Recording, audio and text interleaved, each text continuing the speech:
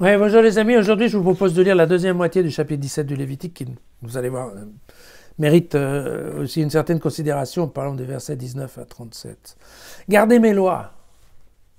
N'accouple pas deux espèces différentes de ton bétail. Ne sème pas dans les champs deux semences différentes. Ne porte pas de vêtements en étoffe hybride tissés de deux fibres différentes. Si un homme a des relations sexuelles avec une femme et qu'il s'agisse d'une servante réservée à quelqu'un, mais ni racheter ni affranchir, alors cela donne lieu à une indemnisation. Ils ne sont pas mis à mort, car elles n'étaient pas affranchies. L'homme amène un bélier à l'entrée de la tente de la rencontre en sacrifice de réparation pour le Seigneur. Quand vous serez entrés dans le pays et que vous aurez planté n'importe quel arbre fruitier, vous tiendrez son fruit pour quelque chose d'incirconcis. Alors, pendant 3 ans, il sera incirconcis pour vous. On n'en mangera pas. La 4e année, tout son fruit sera consacré au Seigneur dans une fête de louange. Et la 5e année, vous en mangerez. C'est ainsi que votre récolte ira en augmentant. C'est moi, le Seigneur, votre Dieu. Ne mangez rien au-dessus du sang, ne pratiquez ni magie ni incantation.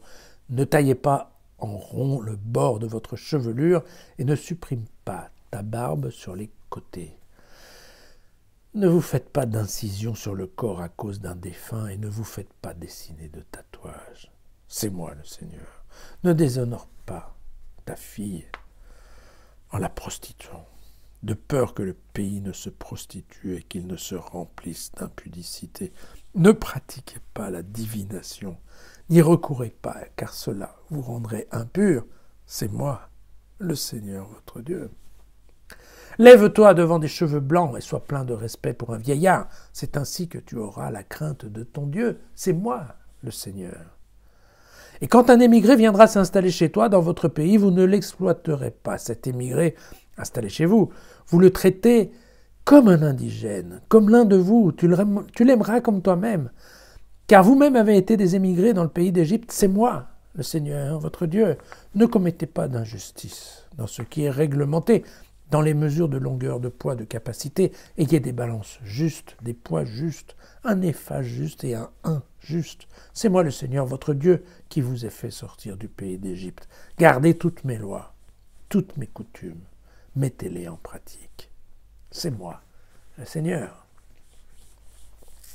Voilà. Alors, à l'exception du premier paragraphe qui interdit en fait les mélanges, bon, une fois de plus, on est dans le rejet des hybrides qu'on avait déjà vu dans les histoires d'animaux impurs. Mais disons que sinon, la liste des commandements qui sont là sont vraiment des commandements qui font bon usage d'une société, quoi, qui ne sont pas rien de particulier. Alors, juste quand même, un peu d'explication, l'histoire du viol d'une esclave qui, en fait, peut être considérée comme un mélange inconvenant, c'est-à-dire qu'une esclave, il ne faut pas oublier ça, elle dépend de son propriétaire. Et donc là, le cas qui est abordé, une esclave ne peut pas se marier si elle est esclave. Il faut qu'elle soit affranchie ou rachetée. Et donc, il y a des esclaves qui sont promises à un mariage prochain, mais qui sont encore la propriété de leur propriétaire. Et si leur propriétaire couche avec elle, bon, bah, c'est pas vraiment interdit, mais c'est quand même considéré comme étant une offense au Seigneur, et donc, eh bien, on lui demandera de payer un bélier. Voilà. Mais donc, c'est quand même un cas un peu particulier, on ne va pas dire tiré par les cheveux dans notre époque, mais enfin oui. La notion de fruit incirconcis, c'est aussi assez intéressant. Pourquoi ? Parce que là, il commence à nous donner des règles que le peuple juif va devoir appliquer quand il aura pris possession de Canaan, de la terre promise. D'accord ? Et qu'est-ce qu'il dit ? Il dit, en fait, vous allez créer des nouvelles plantations, créer des nouveaux vergers, et quand vous plantez des nouveaux arbres, par exemple, qu'est-ce qui se passe ? Pendant 3 ans, vous ne touchez pas aux fruits. Le 4e année, toute la récolte est donnée au Seigneur. Titre de circoncision, en fait, voilà, si on veut bien. Et puis, la 5e année, vous pourrez en manger. Alors, c'est différent. Hein, l'histoire de la 4e année, attention, c'est pas le sacrifice des prémices. Vous savez, il y avait dans les sacrifices, il y avait les prémices, qui étaient en fait de rendre honneur au Seigneur avec les premiers fruits qu'on ramène. Et puis, à la fin de la saison, il y a aussi la fête de la moisson, qui est pour terminer la moisson. Mais là c'est autre chose. Là, c'est vraiment un sacrifice qui est le premier sacrifice par rapport à un champ, en fait. Voilà, c'est ça. C'est la bénédiction du champ, en fait. Et les recommandations qui sont là, c'est de dire, vous attendez quand même que les arbres aient suffisamment de fruits, hein, pour commencer à l'exploiter, quoi, parce que sinon, jamais l'arbre va tenir le coup.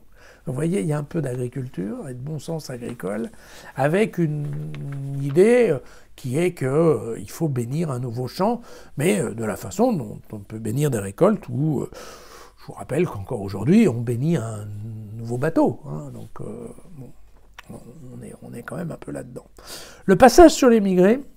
Alors oui, il y a troisième et quatrième paragraphe, les histoires de manger sur le sang, tout ça, ça a à voir avec des pratiques de magie ou de nécromancie à l'époque. C'était très développé, c'est-à-dire qu'on essayait de rentrer en contact avec les morts. Voilà. Et dans le cas de manger sur le sang, c'était une pratique qu'il y avait où en effet on mangeait la chair d'un animal en laissant le sang sous l'assiette et après on jetait le sang dans le sol et on disait que ça nous permettait de rentrer en contact avec les morts. Et là, typiquement, ce sont des pratiques qui étaient à Canaan et en Égypte aussi. Et donc, typiquement, là, Dieu les élimine de cette façon. Passage sur l'émigré, il est intéressant. Pourquoi ? Parce que, là, tout à fait, on va... c'est ce que je vous avais dit, on est dans la deuxième vague d'écriture, dans la deuxième version de Lévitique, donc des prêtres en moins 400. Qu'est-ce qui se passe ? Il y a tout le retour d'exil.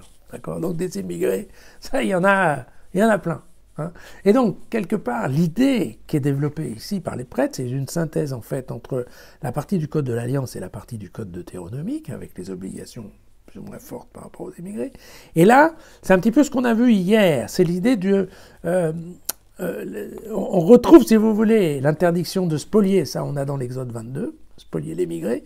On retrouve bien l'injonction d'aimer qu'on trouve dans le Deutéronome, vous aimerez l'émigré, mais on va plus loin en suggérant de désigner, de considérer l'émigré en fait comme un autochtone, au même titre qu'un autochtone. Le droit du sol, on va presque dire, aujourd'hui on dirait ça comme ça. Et on efface l'idée d'un traitement distinctif, comme il était vu dans les deux autres codes, où on disait attention, l'émigré, attention, il ne faut pas toucher. Non, on efface ça et on dit non, l'émigré, en fait, il n'existe pas, il est intégré. Ton émigré, c'est ton frère, c'est toi. C'est l'identité, on en a parlé, l'altérité par l'identité de soi. Hein. C'est vraiment, on est exactement dans cette fibre-là, et bien évidemment c'est assez intéressant, surtout dans les temps que nous vivons. Voilà. Et si on résume donc le code des relations, eh bien, on voit bien qu'il y a des relations qui sont basées sur la crainte, c'est la crainte de Dieu et la crainte des parents, hein. Donc attention, les cheveux blancs c'est ça. Il y a les relations qui n'ont pas lieu d'être, et là on tombe bien sur toutes les aberrations sexuelles et les défunts, les esprits, et tout ça.